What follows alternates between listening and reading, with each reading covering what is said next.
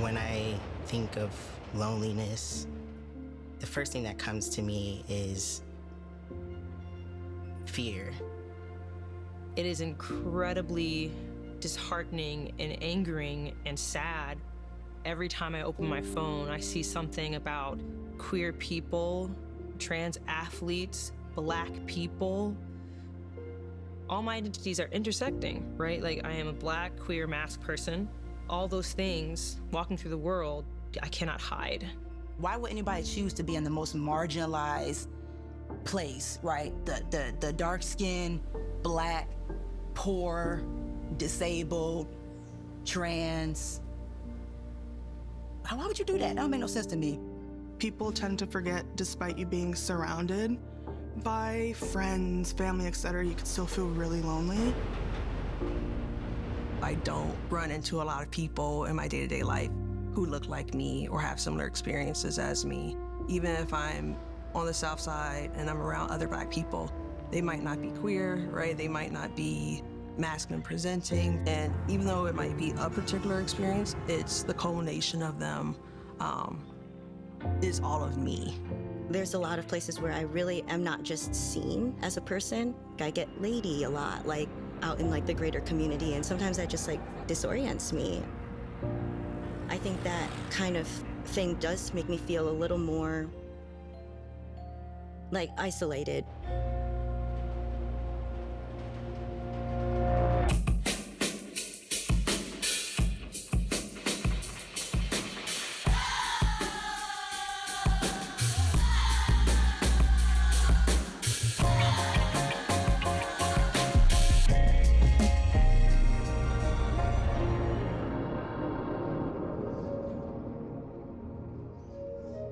That year was hard. I had lost my best friend in a car accident, and right after that, everything shut down. My wife, Hannah, and I were in our apartment alone together, and we would joke. We would take turns crying on the couch, like, it's okay, it's okay. When you heal in community. We would play basketball together in college, and I needed something. There was something to distract me from the grief. I think that's why I kept coming back to basketball as a sport that feels like a community on the court, right? Like, you have to communicate and share in the responsibility. And so knowing that that's something that I grew up with, and knowing that maybe that could be a conduit for like meeting new people and healing.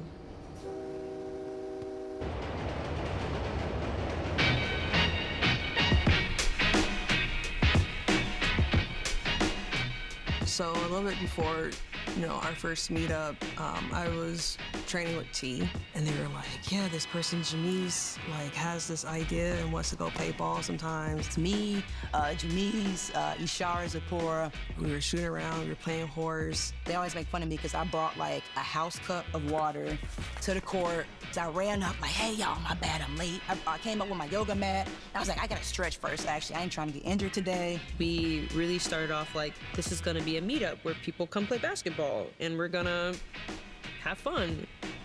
Playing with cishet men a lot of times is difficult for queer femmes, non-binary people, trans people to hop in and play and not feel an edge or like people are sizing you up.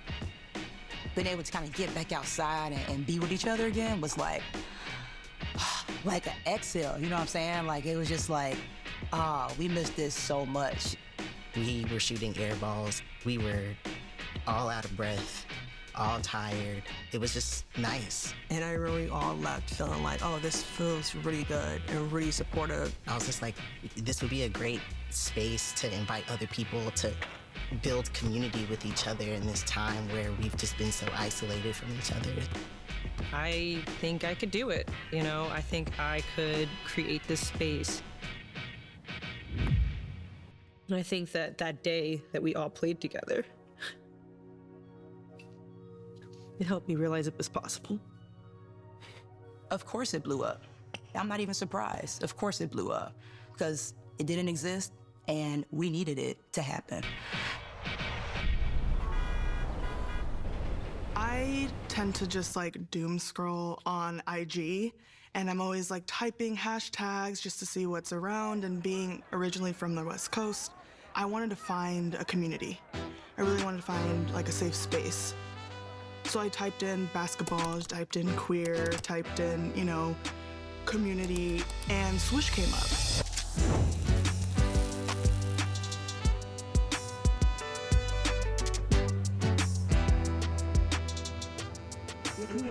Basketball, meet us on the court. Meet us on the court. You'll see a Swiss jersey. The cool thing about basketball is like team sport, right? That's my first thought. The magic is team. A good team who plays well together, trust each other. There might be 3 seconds left in the game. I think growing up as kids, everyone's like, oh, I want to make the buzzer beater. But like, there's someone who's going to make a pass. There's someone who's going to set a pick. There's someone who's going to take the shot. There's the person who's inbounding the play. It's a magic. It's like a dance almost, right? That's the magic of it. It's teaching you communication. It's teaching you leadership. It's teaching you how to step back and let someone else do what they need to do to progress.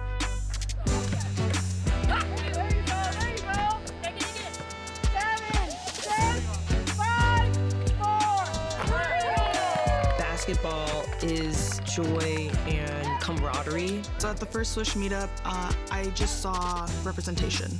I saw people that looked like me. I saw a community that I wanted to be a part of versus feeling like I had to force myself into it, despite being scared or nervous because I didn't know anyone.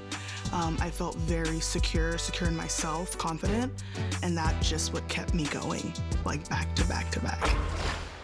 The Chicago Tribune article, it like opened up with like, if there's one thing everyone at Swish is going to cheer for, it's an airball. And I thought that was so funny and representative of the team like community that is there, showing up and your attempts. We are also flawed.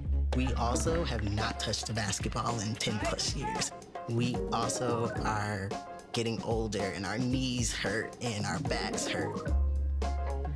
To just shine and to like come out and just like laugh and be silly and goofy and accepted, to be fully queer, to be fully in your trans joy, like that is awesome. And I want that for everybody. The cool thing about the Bulls is because one, it's the Bulls. Like, they reached out to us and I thought it was a scam. I was like, no way, no way. When I go back home and I'm like, yeah, the Bulls, they sponsor us, and my family immediately goes, oh, that's cool. Like at first, they may not have been paying too much attention, but as soon as I say that to people, they go, oh, what are you doing? We use Brave Space at Swish, right?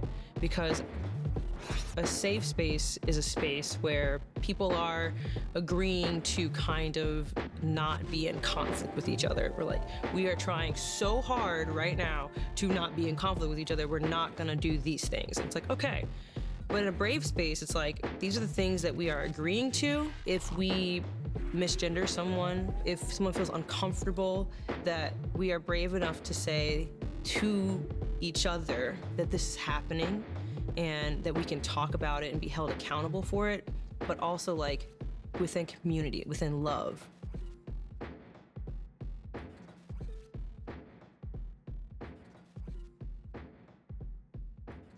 Swish was really life-changing and honestly life-saving for me.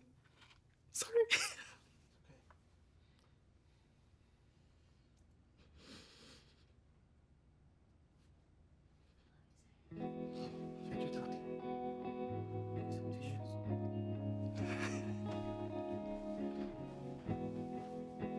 It really made me recognize I am not living in my truth and I'm not happy.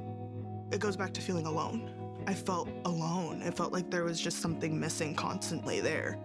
You know, you have these dreams, these goals for yourself. Swish gave me that, but in my community, it just filled that piece entirely. and to feel that off the court as well. Like I thought, oh, this is just gonna be a Sunday thing.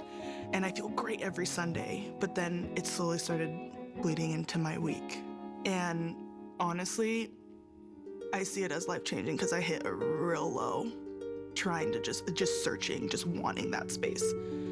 And it came at the perfect timing for me.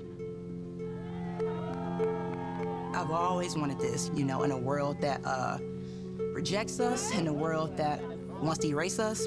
A lot of us crave this and search for it. And if we're lucky enough to kind of find that in our areas where we live or even online communities, it's like the most powerful, special thing that enables us to survive. It helps people feel seen. You see each other, we understand each other. There's the feeling of being validated, your whole self being validated. Is not something that most people experience. Twitch does that.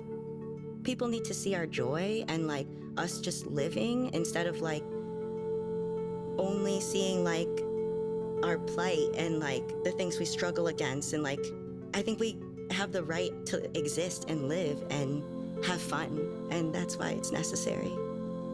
I just want to play basketball with my friends on Sunday. I just want to get married to my wife. I want to be